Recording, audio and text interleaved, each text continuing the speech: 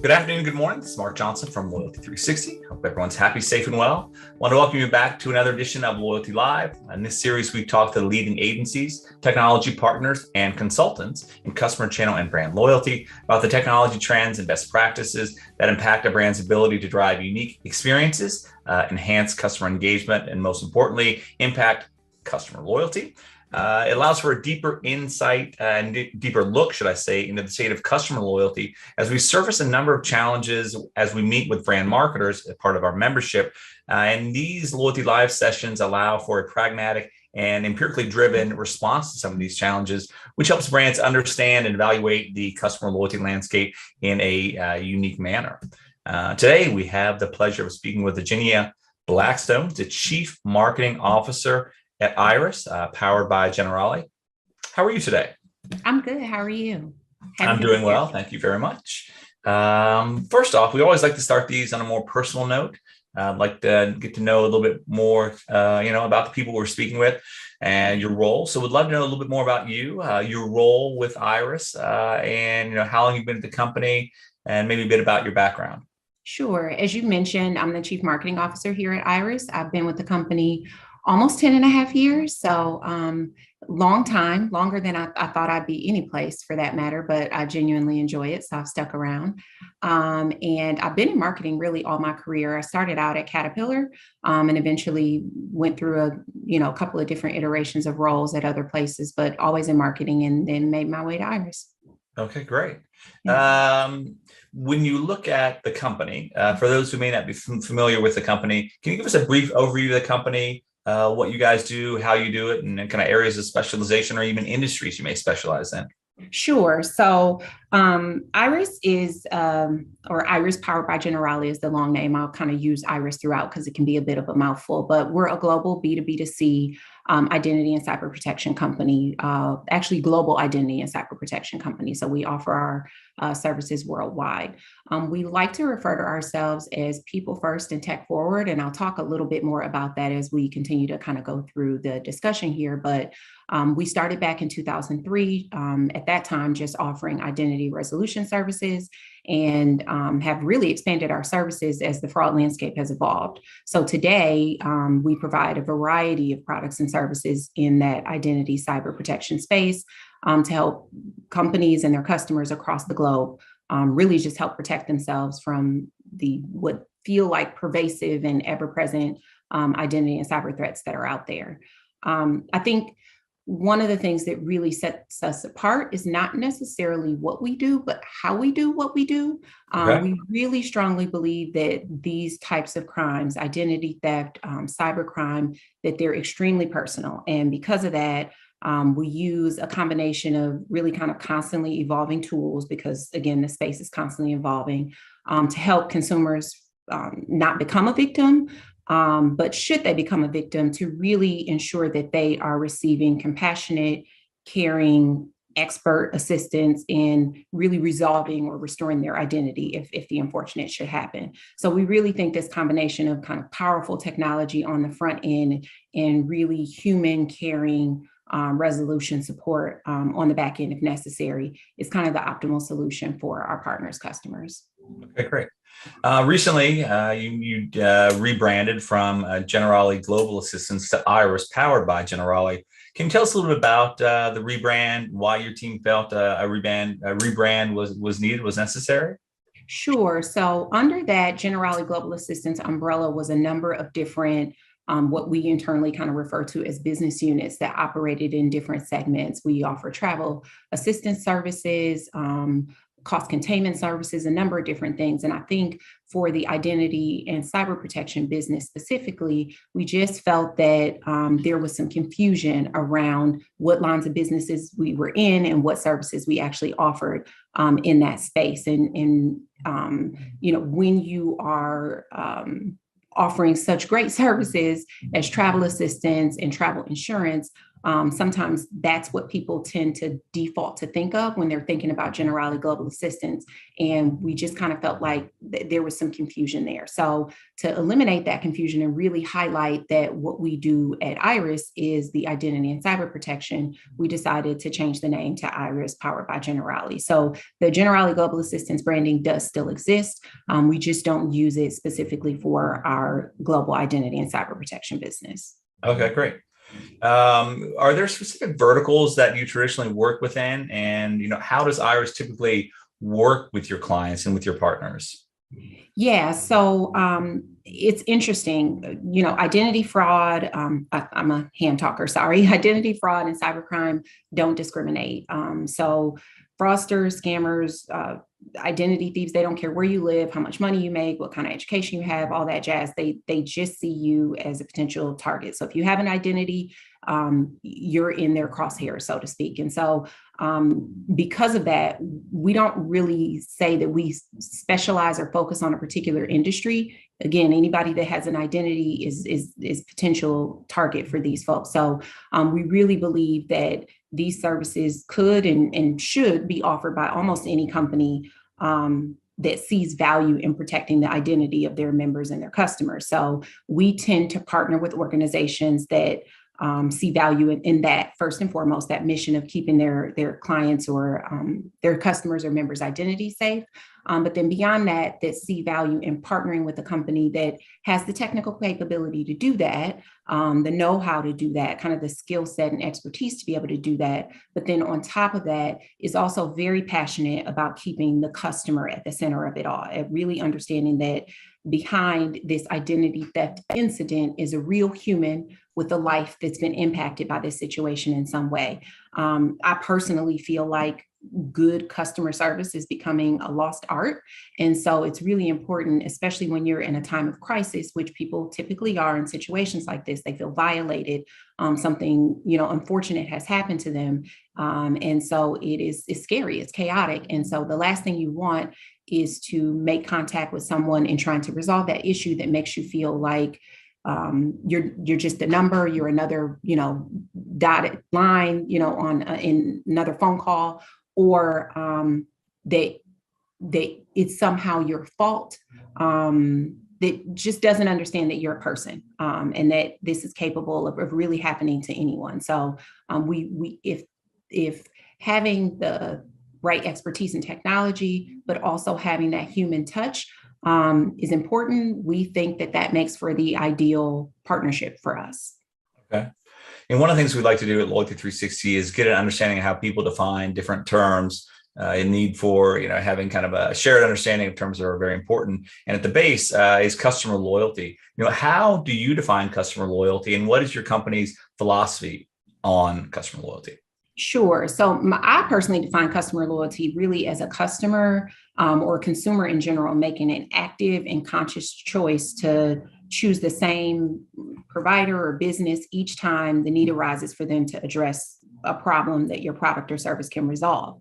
And then them continuing to make that choice over and over and over again. And in the exchange of that good or service and you solving a problem for them or addressing a need that they have, that they actually feel good about that interaction, that they're not using you because they don't have any other choice, or that they're not, this was the most merely a transaction of convenience for them, but that they actually feel good about giving you their business over and over again. And they see that as an exchange. So in short, our philosophy is that loyalty must be earned repeatedly every single time. So every time there's a phone call, every time there's an interaction, whether it's through our online portal that some of our services are provided through, or whether they're actually calling in to speak to a person, that we have to earn that loyalty over and over again. So because of that, in many cases, we're actually representing our client's brand, because a lot of our clients may choose to white label our services. So the first thing that we kind of mantra that we have is we must do no harm, none at all, because in a lot of cases, this customer has services other services for this client through this client as well. So if it's an insurance provider, they're getting insurance services from that customer. If they're an antivirus company, they're getting some other software service from that company. So the first thing is we can't somehow damage the relationship via giving them the services that we provide. So when that's your goal, you don't want to just meet their expectations. Every time our aim is to surprise the customer in a good way, to delight them, to exceed those expectations. And having that attitude really sets the bar a lot higher than just being good. We want to be great every single time. So as a result of that, our NPS scores are consistently in the 80s, which is pretty unheard of in most industries. And then we're also really proud of the fact that we have 99% client retention over the past 10 years. We really understand that customers have choices, our clients have choices. And so we're honored that they continue to kind of choose us day after day, year after year.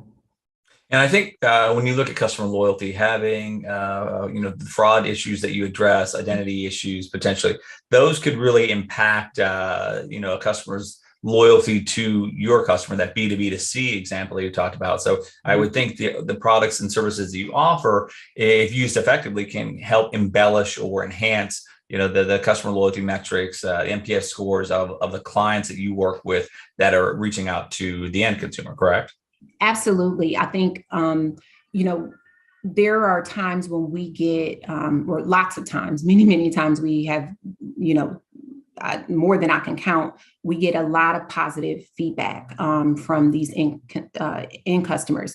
And again, a lot of that is because we're dealing with people during a very scary situation. Sometimes some of these cases are very complicated to get resolved. So we're working with customers for weeks at a time. When it's all said and done, they're extremely pleased with the interaction that they've had with us, and they're motivated to either leave us positive feedback on a recorded line or give it directly to someone. And in many cases, they don't know that they're talking to Iris powered by Generali. So they're saying, client X, let's, just say Acme Company. Oh my God, you guys should teach a course on great customer service. This is the best experience I've ever had. And when we give that feedback back to the clients, they recognize that resonates positively with them because they don't know necessarily that they're talking to Iris. They think that this is an employee of Acme Company. So they're really that positive goodwill, that positive feeling definitely spills over onto the client as well. Okay, great. When you look at your offering, how do you position your offering and some of the key features and the functionality attributes you have that would be most appealing, useful to marketers as they engage the end consumer? Yeah.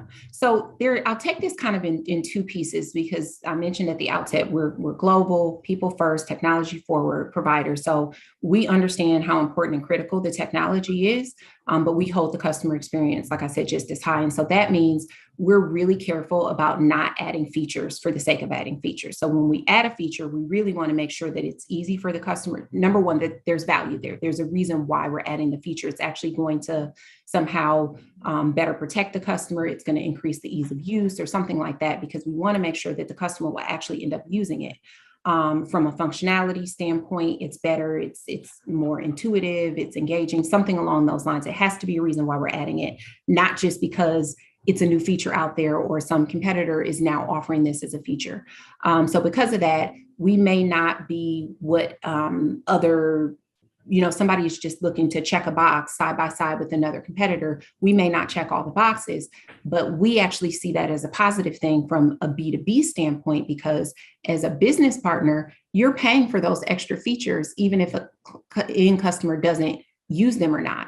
And if you're packed in so many features that a customer doesn't see the value in them and they're not using them, then it diminishes the overall value of the product, and you may not get the engagement with that customer that you're looking for, because they feel like, well, I've spent my time kind of signing up for this new feature or engaging with it in some way, and it did me no good. And so if you do that over and over again, they're going to say, what's the point of this product? It's just wasting my time. So we're very mindful about the key features that we put in. And even that, it can be a bit of fighting identity and cybercrime can be a little bit like whack-a-mole to a degree. Yeah. The fraudsters tend, you kind of get one area under control. They find that they pop up somewhere else and figure out another way to scam someone or steal someone's identity. So we also keep a very good pulse on what's happening with the market, and we add features to address what's really happening. So for example, the past couple of years, scams have become a huge issue for a lot of consumers. So we recently launched a service called Scam Assist, which is really designed to get out in front of that and investigate potential scams and provide guidance to consumers before they happen to fall for a scam, so they can reach out to us to investigate that and give them guidance on it.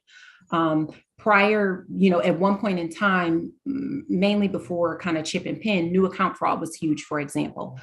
So, we include 3 bureau credit monitoring and alerts, and we have actually recently enhanced our identity monitoring and alerts to include something called high risk transactions, because our research is showing that new account fraud is kind of making a resurgence now that fraudsters have figured out how to get around the chip and pin. So again, we spend a lot of time really looking at what's happening in the market first to figure out what those key features are that need to be included, so that we're not just adding stuff for the sake of adding stuff. That's kind of the key takeaway here, is that we can evolve with the market. Okay. And I think you touched on some of them. The loyalty fraud and gaming is a huge area of interest for our members. They're trying to figure out a pragmatic way. It's almost like the drunk uncle at the family barbecue that no one wants to talk about, right? So, yeah. But I think there's the reticence about talking about it or to it is decreasing. So it's definitely more top of mind. What are you seeing with regard to fraud in gaming? How is it changing over the past couple of years? And maybe what trends do you expect to go forward? You talked a little about chip and pin, some of the things you saw there, but more holistically, what are you seeing with regard to fraud in gaming? Absolutely. So I think, just a few minutes ago, I mentioned this idea of whack-a-mole, and gaming is no exception to this. So if there's anything of value that a thief can use to steal your identity, they can and will do it. So for a lot of fraudsters, this area of gaming, for this specific reason that you said, it was kind of the drunk uncle no one wanted to talk about. So because of that, actually for fraudsters, they kind of consider this low-hanging fruit, because consumers typically aren't safeguarding or checking into the accounts connected with these things in the way that they would their normal bank accounts or their normal credit card accounts.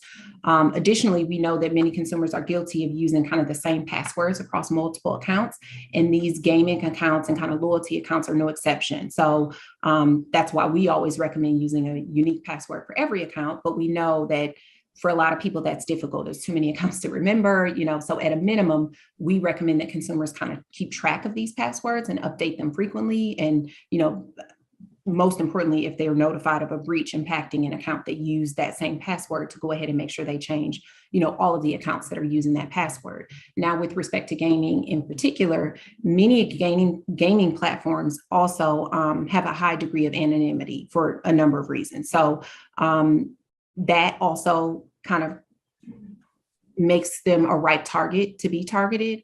A lot of the folks that are using high into gaming are likely keeping multiple payment methods on file. So again, a lot of pertinent information for a fraudster, like right in one place. And in general, we found that there's a lack of kind of regulatory authentication requirements that other industries maybe require. So all of these things kind of make them desirable targets for fraudsters. Okay. As far as, what trends do we see forward, or what do we tell people to do? I would say all of the kind of general fraud prevention, hygiene type tips that we give out for any other situation would still apply here. Use strong, unique passwords, for example. Don't click links that you're unfamiliar with or not expecting. Don't be tricked into giving out your personally identifiable information to someone, that you're gaming with online. Having some sort of tool to help with this is also really great. We offer an online data protection tool that includes anti-phishing warnings and protections against spyware and ransomware. And so I think, anything that you can do to help kind of give yourself a second defense, or a first line of defense in some cases, because anybody could fall victim to it, is going to be helpful. In general, though, I think the gaming spend in the U.S. Hit a record last year. I want to say something like almost $60.5 billion. So Okay. with that being such a large segment and a growing segment of the overall entertainment market, I would imagine that it would continue to be a right target for fraudsters for the foreseeable future. Okay. Interesting. It seems like it's definitely on the rise, as we all know that it is. When you look at emotional loyalty, it's another topic that's very germane, very timely for our audience today. Marketers are focused on it, especially those who are in customer loyalty. With fraud, identity protection, cybersecurity, all of these can be very sensitive topics, but they're also very emotive topics as well, not only for the marketers or the brands that are using your services, but also for the end consumers.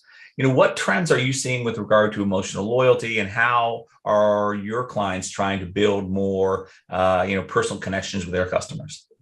Yeah, I think, really what I hope to be coming out of COVID. I hope we're getting on the downswing of it.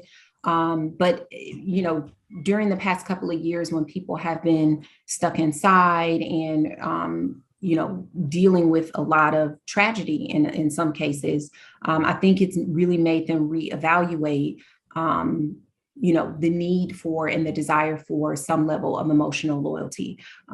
We fall kind of square in the middle of this because, as I mentioned, with what we're trying to protect someone's identity, and identity theft and fraud being kind of very personal crimes, dealing with them requires a very personal touch. And so it's been said, I'm sure you guys have heard the quote, that people forget what you say, but not how you made them feel. And we really think those words couldn't be any truer for this space as well. So we have people contacting us typically at a time when they suspect they've been, or they actually have been, victims of one of the most invasive crimes that could happen to someone. So when we engage with them, we always kind of lead with passion. Can't really turn back time, so to speak, but we can use all of our knowledge and expertise to kind of undo any damage that's been done and treat them like a human being in the process. So you would be surprised to know how often that doesn't really happen for victims when dealing with other institutions. And so I think we're seeing, as I mentioned kind of at the outset of our talk here, this trend of kind of poor customer service. And it feels like it's being magnified to a degree as we come out of this pandemic, between labor shortages that are happening right now, supply chain issues, kind of mediocre customer service is starting to set the bar. So I think anytime we can partner with brands that really care about the experience that their customers and their members are having with us, and not just for the specific services that they provide, but just as treating them as a human being, as a person, that is the most genuine way to kind of make that connection to show that you care. That is something that we continue to look for clients that aspire to that.